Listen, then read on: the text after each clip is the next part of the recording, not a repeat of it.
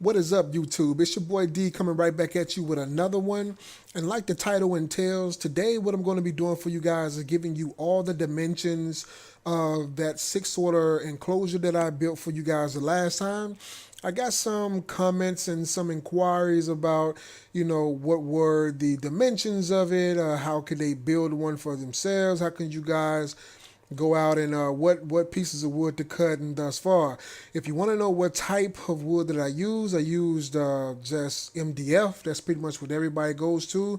But like I said in the previous two videos, with a 6 order, there is no visual inspection of the woofer. You don't see any specs. You don't see any flex or anything of that nature. So it's not visually appealing. So what I did was I went back to my old trusty Google SketchUp, and I got some color codes up in here for you guys. As you can see, this chamber here, ports are color indicated by blue. I got my double baffle here with the magenta, and over here is yellow for this chamber over here, and it's red back here. This red orange, if you guys are wondering what this is back here, this is actually the face plate that is going to hide these two enclosures. This is the reason why you can't see anything right here, because it's blocking everything, right? But we're going to move right along, and we're going to jump off into the specs of it. And again, I had a few more inquiries about what type of driver this is. If you guys were to hop on over to your favorite browser, in my case, it'll be it's Mozilla Firefox. And if you were to go to Scar Audio, they do not sponsor me, by the way, at this point in time. Scar Audio does not sponsor me to show any of their products. It's just a cool brand that I like, and I'm just sharing it with you guys. The actual driver that I'm actually using is the VVX series. You can find it on the subwoofer. They also have amplifiers, speakers, bass packages, and all these other things. But if you go on the subwoofer, you will see that they have a series starting out here with the EV series, which is about a 400 watt package series. They have the IX. As a matter of speaking, I don't even remember seeing the EV series. Last time I was here, they had just the IX series, which was, some underpowered. I'm not going to say underpowered. It's really underrated. A lot of this stuff here is underrated. They got like really powerful woofers for very cheap prices. How they pull it off, I don't know. Don't really care. All I do is enjoy the products that they put out. So the VVX series is the one that you see inside of the enclosure in the photos that I'm going to show you guys in a minute. The actual series that I have is the VVX version 2 series, and actually what they currently have available is the version 3 series. If you want to see the version 2 and photos of it, you have to go to the discontinued section, and that's where I got my 12-inch woofer from. Okay, so if you was to come here, you have a 10-inch variant and a 15-inch variant also, and they're all rated at 600 watts. I have the 12, of course, and in the previous videos I was talking about specification as far as like on box builds, and when you're trying to tune your enclosure, where you go and get those specs from. You can get the specs from right here. The spec sheet also comes with the woofer when you purchase it, and these are all those specs that we was tying into our WinISD program that I use to build my box, or to tune the box, I should say. And the enclosures, these are the recommended ported volume and sealed volume. You can get all this here from right off of the manufacturer's website, as you can do many other drivers as well. And if you can go up here, you can see that this is actually sold out. It's discontinued, so don't look for them to be making any of these in the near future unless they have a high demand for them. I don't know, maybe you can get a 10-inch. Click on the 10-inch, they're sold out. And also for the 15-inch, and they're sold out of that as well. These are very good drivers. I don't know really why they discontinued them. Nice drivers on them, but they do have a new series of them. I guess this is a more improved product. And the reason why, when I went to purchase my 12-inch, I actually did come and look at this driver.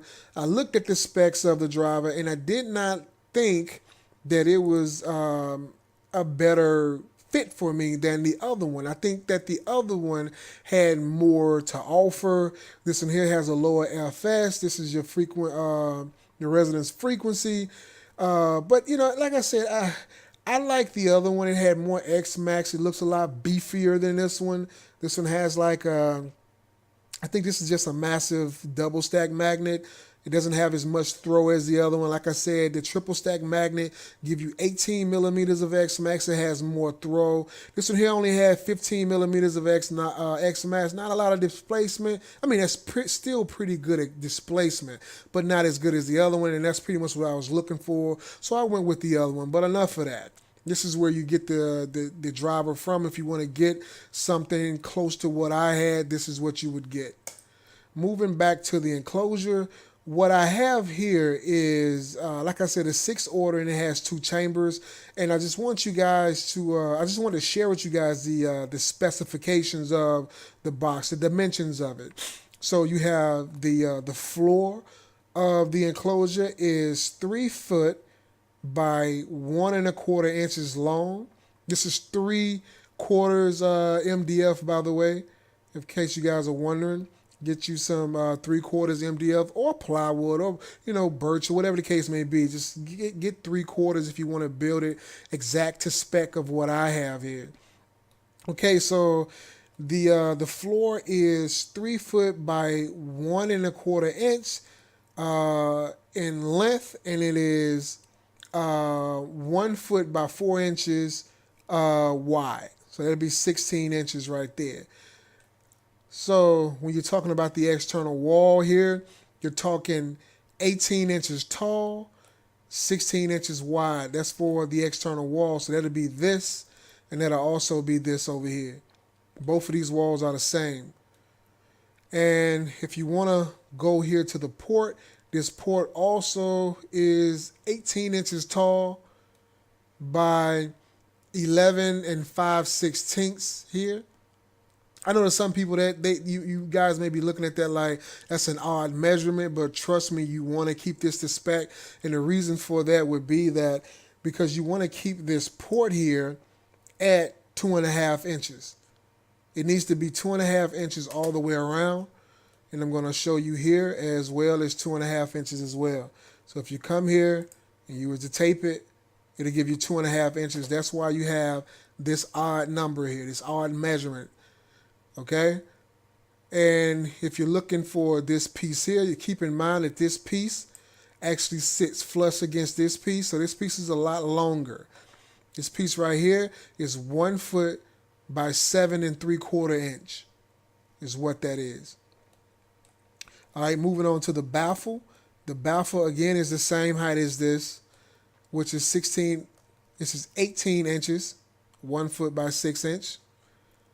And for the width of it, you have 1 foot, 2.5 inch. 1 foot, 2.5 inch. All right, so moving on to my 50 hertz chamber. This is the 30 hertz chamber. This is the 50 hertz chamber.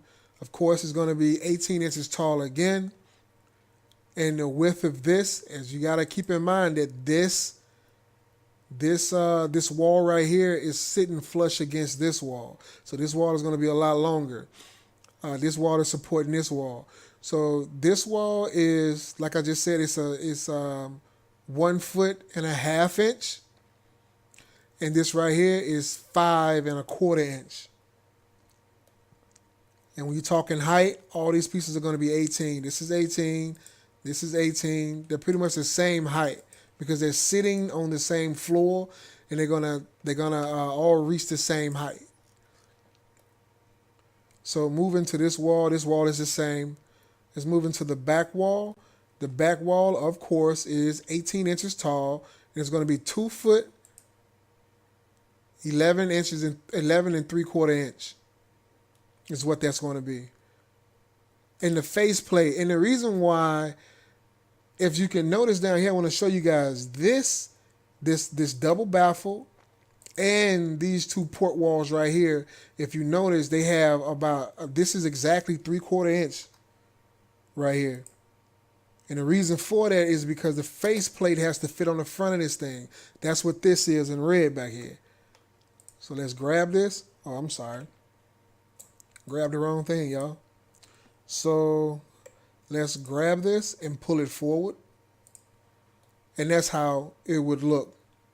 And the faceplate, if I can just put it back, we can go back here. Of course, it's going to be 18 inches tall. Oh, I didn't measure it for you guys. So let me go ahead and get the measures going. Just go to dimensions for all you guys who don't know how to use this tool, and just pull it up, and it'll give you 2 feet by 7.25 inch is the width of it. And of course, the height is going to be 18 inches like the rest of them. And the top is going to be the same as the bottom. The top is going to be the same as the bottom. So that's going to be 3 foot by 1.25 inch. 3 foot by 1.25 inch. So that's about it for this video. I just wanted to kind of like share this with you guys and let you see exactly what it is that the dimensions of this is, and to kind of like to give you guys a jump start in case you want to build this enclosure. It's pretty much all about how much space you got. I wanted this for my office, and it performs perfectly. I love it. And like I said earlier in the earlier videos, this is 1 cubic foot tuned to 50 hertz, and this is 2.5 cubic foot tuned to 30 hertz. And that's exactly what I wanted. That's what it performs at, and it's beautiful. I love it. Of course, like I said, it's not visually appealing because ultimately what you get stuck with is this right here. This is exactly what the enclosure looks like on the video. And let me know if you guys want me to like carpet this, because I will. If I get enough people asking me to do it, I will go further with this. But since it was, it's in my office, I literally got this in my closet. That's where it's housed at. It's out of the way. It does its job, and that's it.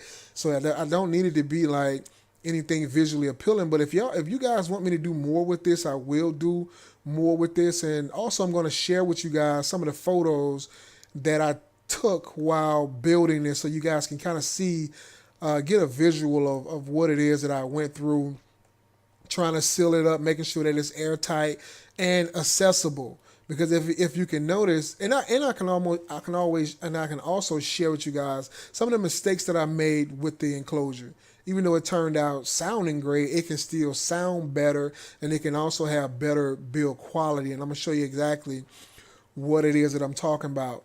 I had one guy ask me, would it be best to round over the ports, because I did not round over the ports. I made a few mistakes actually. I did go in to round over the ports, and it was so late at night.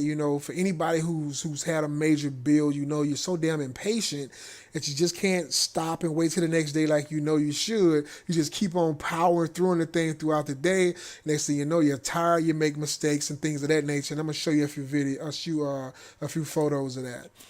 So right here in this photo right here, what you have, of course, is the double baffle, and I use a Craig jig to make me some joints right here. These joints are a lot stronger when you make these type of joints.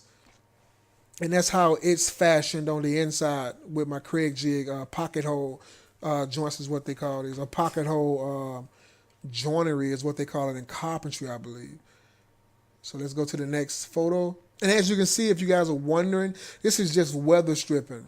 What I wanted to do was test it out first to see exactly what it sounds like before I put any glue or try to like completely seal this thing, because I do have weather stripping that has adhesive on it, but I didn't want to use that first. So what I did, I got some of this piping insulation, and it's made out of the same thing as a foam material. It comes out of the pack around it, and it has a slit in it so you can slide it over pipes, and it comes in different sizes. And I just used this first with staples because that's not a permanent fix, right? In case the thing didn't come out sounding right, I didn't want to waste my adhesive stuff, my most expensive stuff. So I just used the cheap stuff that I knew I wasn't going to care anything about, and I just went around it with that, stapling it down. So when I did put the top on top of it, it'll still create a seal without me having to sacrifice any of my good stuff. And this is just another photo of that. And right here, I actually have the baffle in, and as you can pay attention right here, the glue is not even set in all the way right here yet. It's not even dried all the way. I mean, it's dry, but it's not cured. And you see this puddle right there, definitely isn't cured. So as you can see, the foam surrounding is not even completed right here because I was just wanting to snap a quick shot before I got too far along for you guys. This is just an angled view of that. And this is another angled view of that to kind of give you guys a little bit of angle on it, different perspective of it. And this is me wiring it. And this is wired into, it's wired in parallel. So I brought it down to 2 ohms. And as you can see, I haven't even cut a hole in it for speaker wires or anything. I just ran the wire through the port.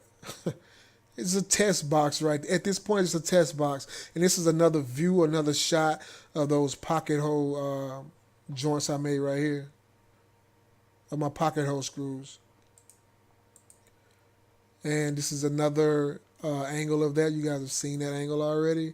And this is kind of like an aerial view of it. And I got most of the foam stapled down just to give it an airtightness, just for test purposes. And like I said, it came out great. It sounds great. I love this enclosure. And to be honest with you, right now, as it sits, it's still like this. I haven't even gone in and put my adhesive weather stripping in it or nothing. I'm pleased with it. And as you can get a little closer, you can see that I did go ahead and went ahead and pre-drilled some screws. This is very important because you don't want to split the wood. So go ahead and pre-drill. Use like some 1/8 little holes in there for your screws and stuff. And at this point, I can tell that I had actually gone ahead and started going around the entire enclosure with those. The thing about this, though, to make sure that you draw your schematics on your top before you do this, draw your schematics on the top so you'll know exactly where the boards are. If you're really good with measurements, you should be able to do that flawlessly. It'll save you a lot of time in the end. Oh yeah, one thing I wanted to point out to you guys is one of the mistakes that I made, right? Let's go back to this shot. I think you can get it at this shot too. As you can see, one of the big mistakes that I made was that I supposed to have mounted the face to the back of this plate. I actually stuck the driver down into the enclosure already attached to the baffle. And that was a big mistake. Why? Because now getting this thing out, I think it got like 7 inches that I have to clear here, where this thing here, I think is perfectly like, I think this is 5¼ inches plus 2. Give me only like 7¼ to play with. So getting this thing out is going to be hell. Basically, getting it out is going to be hell. I kind of made it hard on myself where I should have mounted this to the face, to the back of this faceplate right here instead of doing it over here. So that's one mistake that I made. Let's keep going. And that right here, you can see it really, really good. That's going to be hell getting out of there. But hey, you live and you learn, right? And that's it. That's all I have for photos. I didn't take a lot of photos. I did caulk the entire inside of this thing. Right now, this glue I was waiting on the glue to cure. But right here, you see I had already started my caulk process right here.